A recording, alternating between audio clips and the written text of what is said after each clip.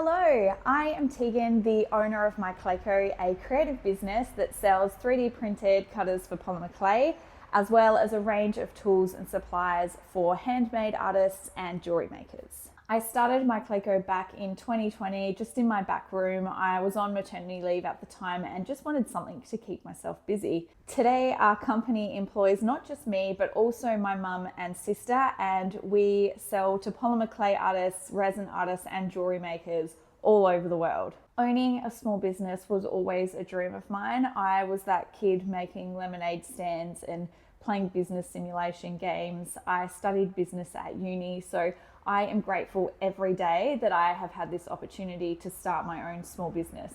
It has not always been smooth sailing though, and I wanted to share with you guys the things that I found I think you need to know before you do start a small business. So if you do want to start a small business, or you have already started a business and it's not moving at the pace that you'd like it to, I am here to share with you the things that I think that you need to run a successful business. Also, what it's like to be a small business owner, and I'm going to be sharing some tips and tricks with you that I've found to make it easier to run all of the day-to-day things, as well as run your socials, marketing, all of the stuff like that. Our business is predominantly e-commerce and we are in the creative space, but even if you are not looking to run a creative business, the majority of the stuff that I have in this video will apply to you. Same goes for if you're e-commerce or bricks and mortar, or you just do markets. You will likely find that the majority of this stuff is relevant. Now, the first thing that I'm going to share with you is that it is a lot of hard work.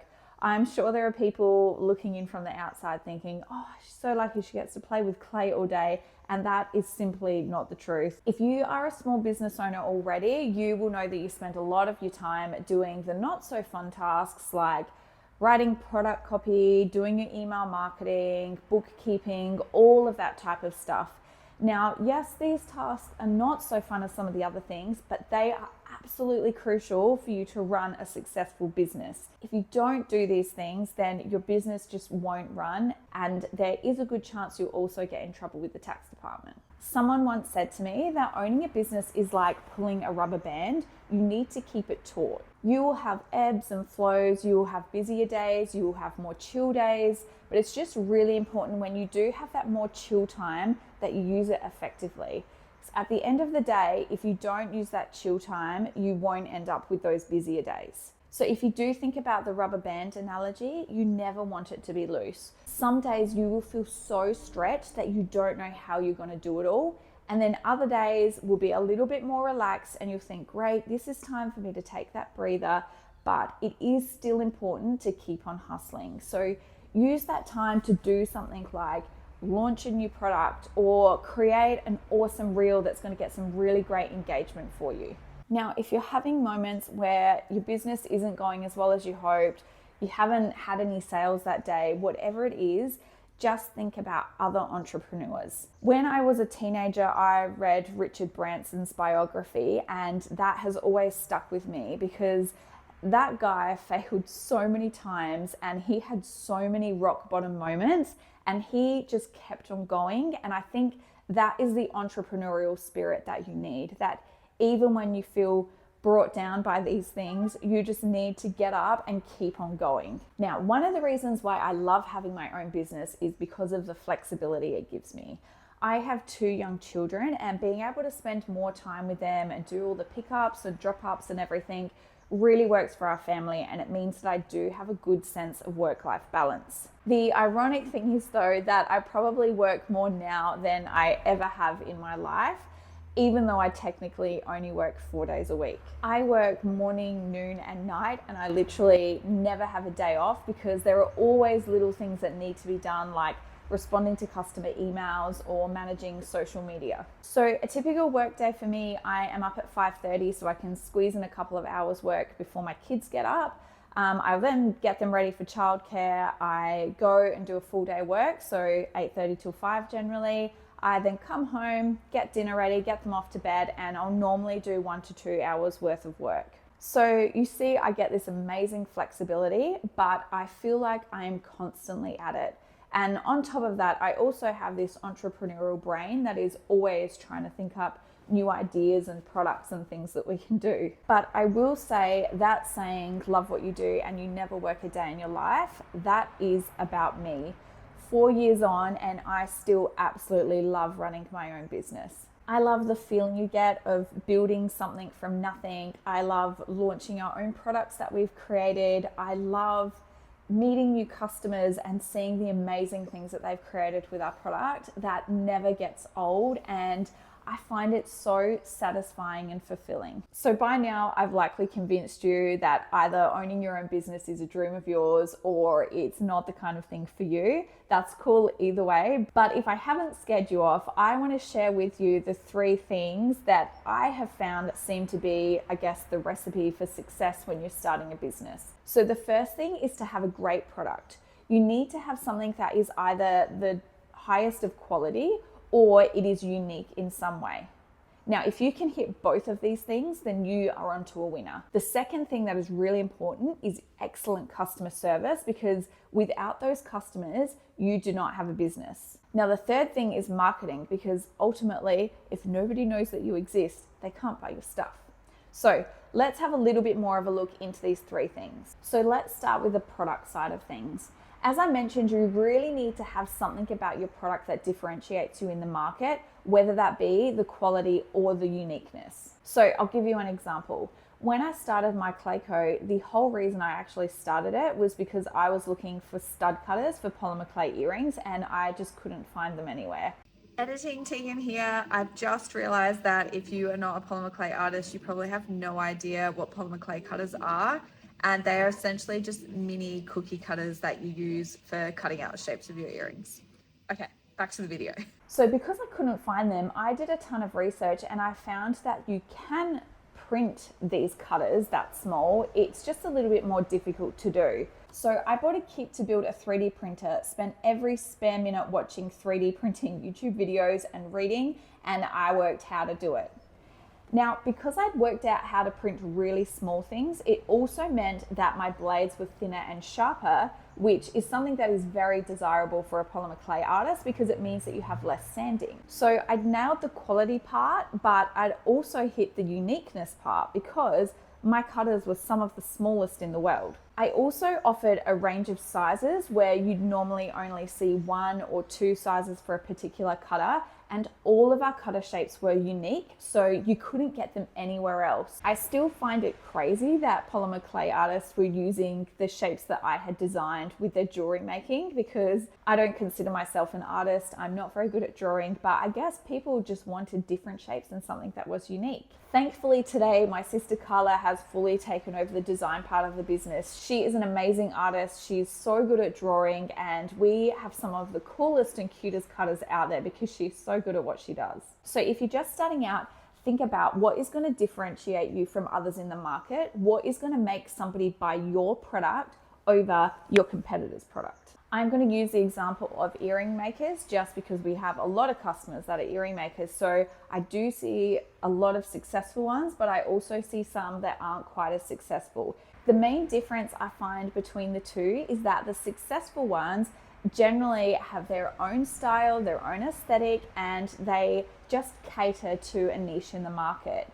You can't be all things to all people, and I think as soon as you start trying to be all things to all people, you come a little bit unstuck because it's really hard then to know who your target market is. So my advice is find what you love doing, find what you're good at, and then from there you can work out exactly where your product direction is going. So don't be afraid to think outside the box a little bit and do something different. I'll give you an example. A couple of years ago, we saw that basically every clay cutter maker was making cutters for earrings. So we thought, let's do something different and also offer decor cutters. Now, this was a little bit of a punt, but really we didn't have much to lose. So we gave it a go. And today, those decor cutters probably make up 1/3 of our polymer clay cutter sales. So it just goes to show, take that risk, take that punt, because you never know what is going to come off. Okay. So next up is customer service. Now, this is something that I am very passionate about, so just excuse me if I get a little bit over enthusiastic, but the reason why I'm so passionate about it is because, as I said before, we are nothing without our customers. So Every order is important, every customer is important, and we need to make them feel like that. There are 3 rules that I have when I'm looking after my customers. One of them is the sunset rule, and this just essentially means get back to your customer the same day. In an e-commerce world, I guess you don't have that whole 9 to 5 thing, but it basically just means get back to them within 24 hours. So I'll give you an example of why this is important. I had a customer contact us a couple of weeks ago, and they said that they'd been looking at their shipping tracking and it hadn't updated in over a week. So, I mean, to me, there is also alarm bells there, because normally you get updates every few days. There are 2 approaches that I could have taken to this.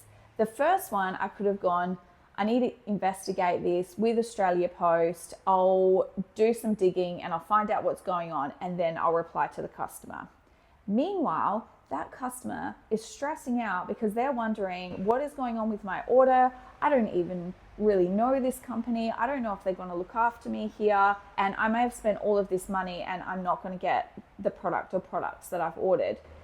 You're also stressing because you're thinking to yourself, oh my gosh, this customer's probably stressing and I don't know what answer to give them.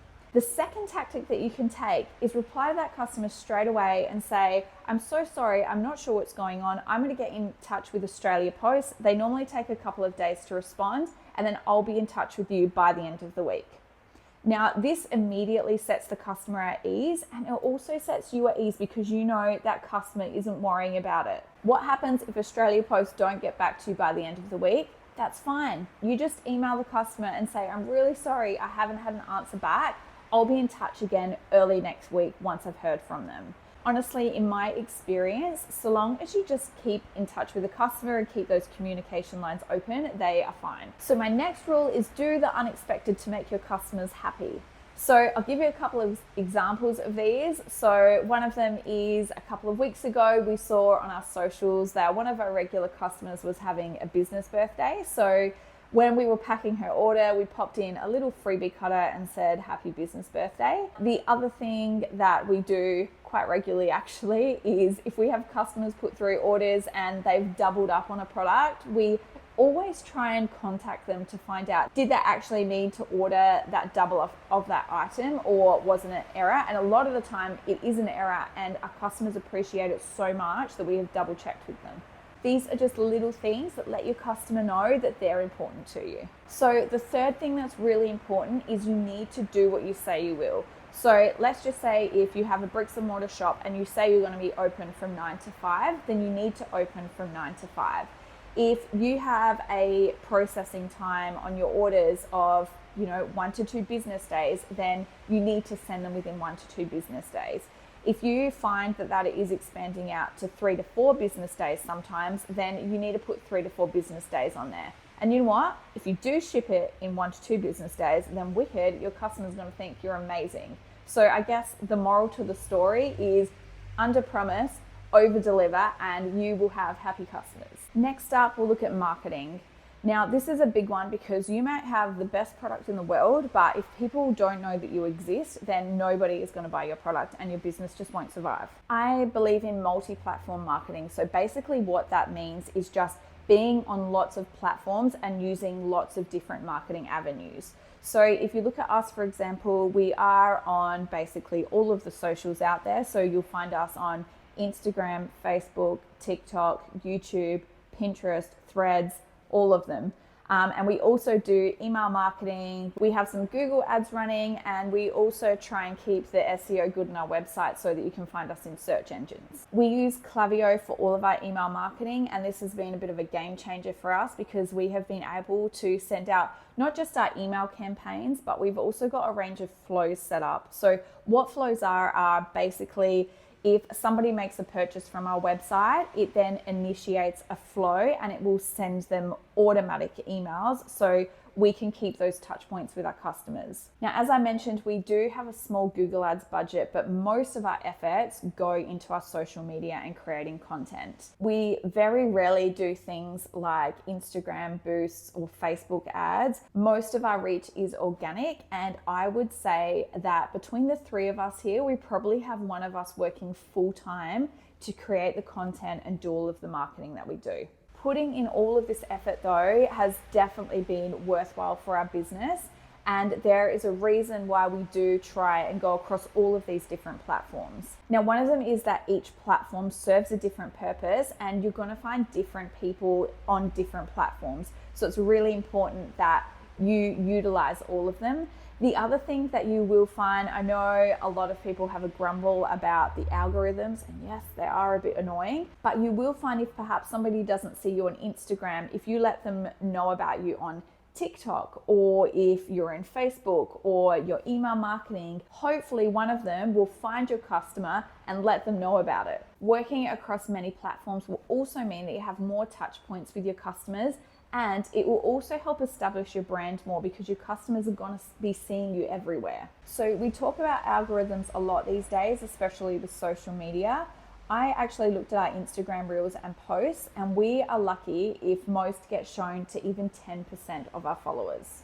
So let's say best case scenario, 10% do see it. That is 90% that haven't seen it. So hopefully you can catch them on one of the other platforms. Now, we're going to come back to the social media stuff in just a moment, but I also wanted to talk branding because that is very important to your marketing too. Having a clear aesthetic and a uniform look to all of your stuff will help you build your brand. So when choosing your brand's aesthetic, my best advice would be to make sure you have a clear picture in your mind of what you want your brand to be and who your customer is. If your target market is people like you, then it's a good idea to make your brand an extension of yourself and the things that you like, just because I find that it makes it easier to do the marketing. So if you look at MyClayCo, you will see that it 100% has my kind of aesthetic.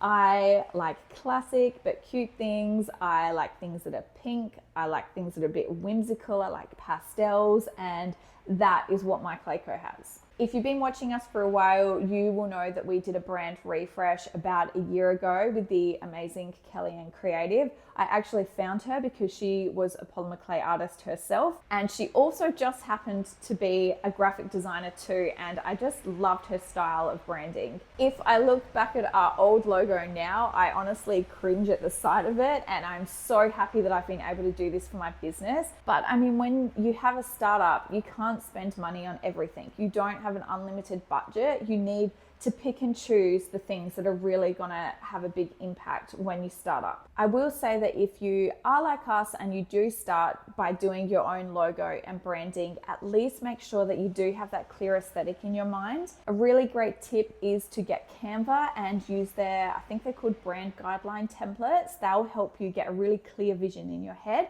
of how you want your brand to look.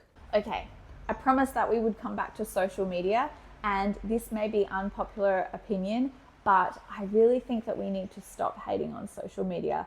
I know I hate the algorithm too, but I just look and I think if I had started my business 20 years ago, I would not have had the opportunities that I have today, and nobody would have known that I'd existed, and I wouldn't have been able to sell my products. So being able to have this amazing platform where we get to share all of our new products, we get to share our brand's personality, and we can do that daily, weekly, however often we like, and let our customers know about new products and features and things like that. And we just would not have had that opportunity years ago.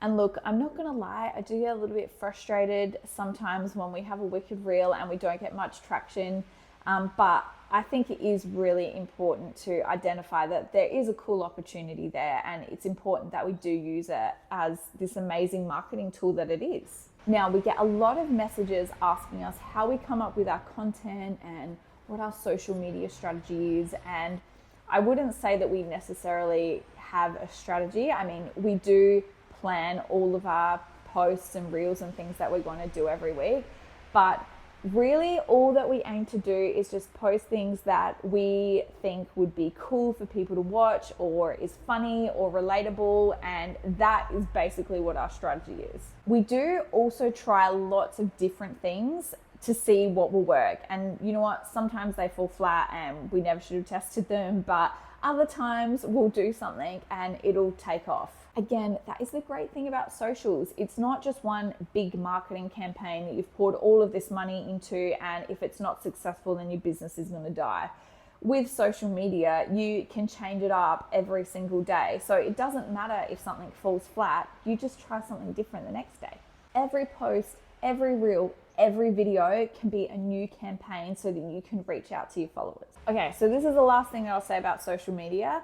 I like to think of our social media platforms as little communities. At the end of the day, we all have the same kind of interest in these things. We like talking about them. So I think it's fun to engage with your followers and build that kind of community feel. Okay, we're going to pivot a little bit now and we're going to talk about finances. Now, even if you have been following our business journey for years, something that you may not know about me is that before I was a small business owner, I did actually work in banking and finance. Don't hate me, but I was a bank manager for a number of years and I loved it because I just got to talk to a lot of different people. I got to chat to small business owners and I essentially got to help them set up their banking so that it worked the best way for them. So I definitely has brought some of those tips into my business now. Now, the setup of my banking, I have 2 separate bank accounts. One of them is for me to run my day-to-day banking from. All of my transactions go in and out of there, and it just makes my bookkeeping really simple. All I then need to do is go into Xero. I love Xero. And I just reconcile my transactions. Xero is so clever as well because it knows what I have categorized previous transactions as, and it will suggest it to me, and all I've got to do is hit OK. Now, a word of advice, don't be like me. And when I first started MyClayCo, for the first 6 months, I didn't do any bookkeeping or anything. And when it came to tax time, I had hundreds and hundreds of transactions that I had to reconcile, and I reckon I had to sit there for like a day trying to work out what I'd spent all of my money on. So if you can get in a good habit at the start and reconcile your transactions either every day or every couple of days, that will mean that you only have 1 or 2 there, and it's a really simple process. Now, the second account that I have is basically my parking account, and that is where I park money that I generally need at the end of the quarter for big expenses. So this can be things like tax, wages, superannuation, tax. Did I mention tax? A lot of money goes to tax, but I park it there, and it just means that when I do get that bill of, a couple of $1,000s, I don't have to stress. I've got the money sitting there in my account. Now, I'm very lucky these days. I have an amazing accountant that does most of my tax stuff for me. But when I first started, I was a sole trader then, and I did do everything myself. I didn't have the money to pay somebody else. So I learned how to do it, and I did it all. Something that I did do that was really helpful, and I do suggest that you speak to your accountant about, I actually booked some time with them to sit down and learn how to use Xero and how to do all of my tax stuff that I needed to do. That made it all so much easier, and my accountant also loved it because when it came to tax time, basically everything was done in an orderly fashion, and it made it all so much easier. Now, while we're talking about finance, expenses are something that you need to be aware of, and it will probably shock you when you find out all of the expenses that your small business has. And it's really important that you need to build it into your product price and also your shipping price when you are working out your prices. Now, I had a look at my bank statement, and I actually wrote a list of all of the things that I generally have from month to month. So I had shipping, postage labels, packing materials, so boxes, tissue paper, thank you cards, stickers, sticky tape, packaging, payment transaction fees, subscriptions like websites and apps. I had email marketing subscriptions like Klaviyo, Microsoft Office, Canva.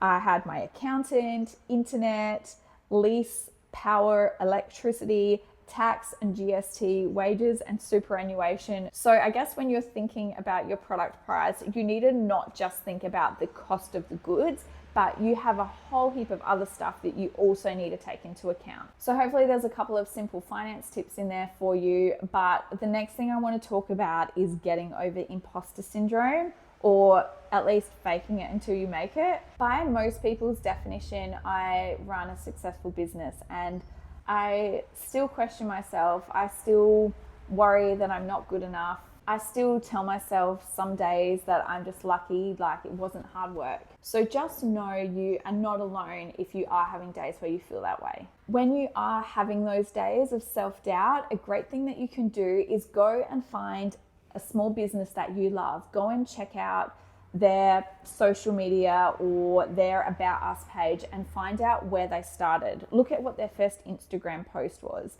And from there, you can see that almost all small businesses had very humble beginnings. You will likely find that where they started is a long way from where they've ended up now. So it's a good reminder for you that really you just have to start somewhere. Having at least one person in your corner that will talk sense to you when you are in those self-doubt modes is really important. I am so lucky. I have my sister Carla, who has been there every step of the way for MyClayCo. Even when she wasn't officially part of MyClayCo at the start, you know, she flew to Darwin, where I was living at the time, to help me do the product photos for my business because she believed in me. She is great at her job and a gun marketer, so she is an amazing person for me to have in my corner. I know that I'm so lucky to have Carla working with me in the business, and also my mum, because these people have been my cheerleaders from the get-go, and they do put as much into the business as I do. But I also do have a handful of other people in my life that have always been there and have